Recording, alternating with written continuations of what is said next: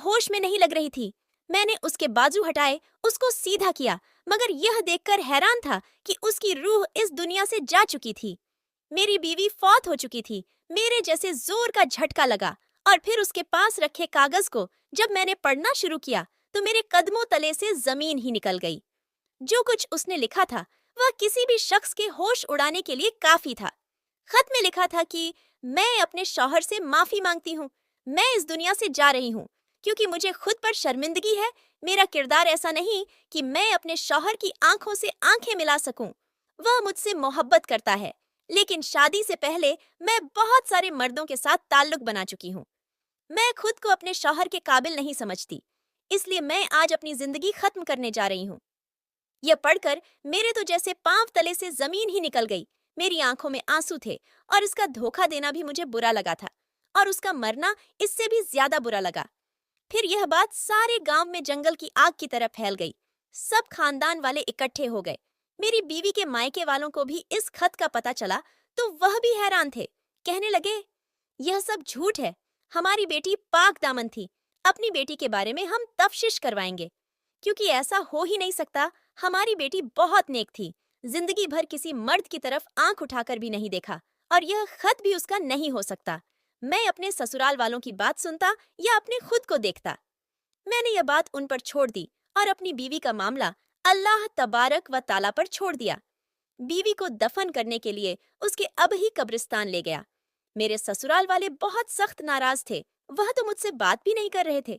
लगता था कि उन्हें अपनी बेटी की मौत पर मुझ पर शक था। वह मुझे उसकी मौत का जिम्मेदार ठहरा रहे थे। हालांकि यह खत मुझे उसके सिराहने मिला था, लेकिन उनको मेरी किसी बात पर यकीन नहीं था। मैं भी खामोश हो गया। मैं किसी तौर पर भी अपने आप को मजीद गम में नहीं डालना चाहता था, इसलिए मैंने और किसी बात का असर लेना बंद कर दिया। फिर एक ऐसी हकीकत से पर्दा उठा जिसने मुझे रिश्तों की हकीकत की पहचान करवा दी, और वह था एक ऐसा वाकया जो कि बिल्कुल इत्तेफाक किया हुआ था। मेरी बीवी को दफन करते हुए दो सियाह रंग की बिल्लियां मेरी बीवी की कब्र के आसपास घूम रही थी। मुझे लगा यह बिल्लियां कब्रिस्तान में रहती होगी, इसलिए यहाँ पर आ गई है। शाम को जब सब लोग अपने अपने घरों को चले गए, तब मैं उसकी कब्र पर दुआ करने चला गया। मुझे न जाने क्यों ये सारी बात झूठ लग रही थी। लगता था उसकी खुदकुशी के पीछे कोई वजह जरूर है। इत्तेफाक से वह दोनों बिल्लियां अभी मेरी बीवी की कब्र के पास ही थी और वहीं बैठी रो रही थी। एक दफा तो मुझे उन बिल्लियों से डर लगा। मैं उठकर वापस आने लगा तो उन बिल्लियों ने मेरी बीवी की कब्र की मिट्टी को हटाना शुरू कर दिया। वह अपने पांव से मिट्टी हटा रही थी। मैं खौफजदा हो गया। वह दोनों बिल्लियां कब्र के चारों तरफ घूम रही थी। मुझे इस बात ने बड़ा ताज्जुब में डाल दिया। मैंने सोचा कि मुझे यह बात किसी आलिम या किसी बड़े बुजुर्ग को बताना चाहिए। हो सकता है उसके पीछे कोई और वजह हो। मैं फौरन इमाम मस्जिद से मिला और उनको बताया। उन्होंने कब्र पर दुआ की और फिर कुछ देर वहां बैठे रहे। वह बिल्लियां अभी तक कब्र के चारों तरफ घूम रही थीं। मौलवी साहब कहने लगे, कब्र को खोला जाए। मेरे साथ मेरे दोस्त भी थे।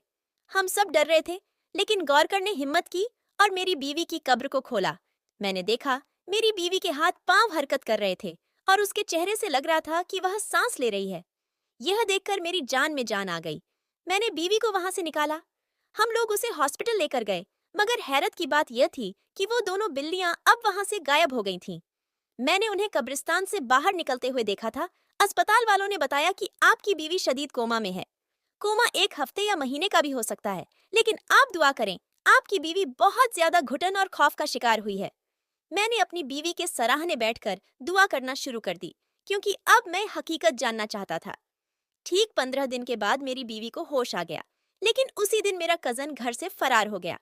शायद वह समझ गया था कि सारा सच मेरी बीवी मुझे बता देगी, और हुआ भी यही था। होश में आने के बाद मेरी बीवी ने यह बताया कि मेरा कजन पहले दिन ही उसे धमकता था।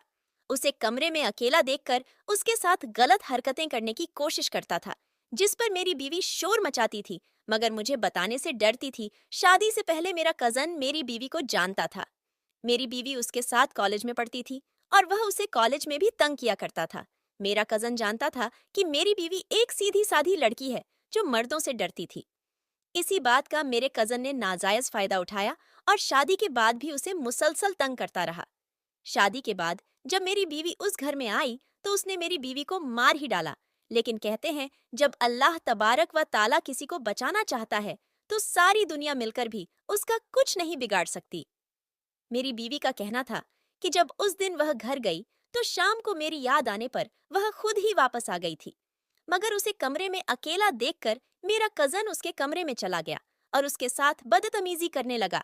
मेरी बीवी ने गुस्से में उसे थप्पड़ मार दिया और बदले में उसने एक डंडे से मेरी बीवी के सर पर वार किया, जिससे मेरी बीवी का सर तो नहीं फटा मगर वह कोमा में चली गई और हमें लगा कि वह मर गई है।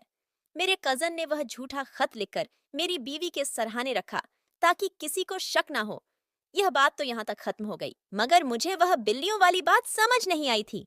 मैंने बीवी के सामने उन बिल्लियों का जिक्र किया तो मेरी बीवी कहने लगी, ये दोनों बिल्लियां उसी की पालतू बिल्लियां थीं जो शादी से पहले उसने अपने घर में पाल रखी थीं और अभी तक वह दोनों इस घर में रहती थी। मेरी बीवी ने उन बिल्लियों की बहुत खिदमत की, उन्हें पालकर जवान किया और वह दोनों बिल्लियां मेरी बीवी और उसके घर वालों की बहुत वफादार हो गई। मैं बड़ा हैरान था कि अल्लाह ताला ने कैसे उन दोनों बिल्लियों के जरिए मेरी बीवी की जान बचाई थी। मैं उस वक्त सजदे में गिर गया। वह सारी कायनात का मालिक है, जो चाहे वह कर सकता है। मेरी बीवी अब बिल्कुल ठीक थी, मगर मेरा कजन घर से फरार हो चुका था क्योंकि यह पुलिस केस था। उसने मेरी बीवी को मारने की कोशिश की थी। आज इस बात को 1 साल गुजर गया है। मेरा कजन एक माह बाद पकड़ा गया था। अब वह जेल में अपनी सजा काट रहा है और मैं अपनी माँ और बीवी के साथ एक हंसी खुशी जिंदगी गुजार रहा हूँ। अगर आपको वीडियो पसंद आई हो तो इस वीडियो को लाइक और शेयर जरूर कीजिएगा। ऐसी ही वीडियो देखने के लिए हमारे चैनल को सब्सक्राइब करें।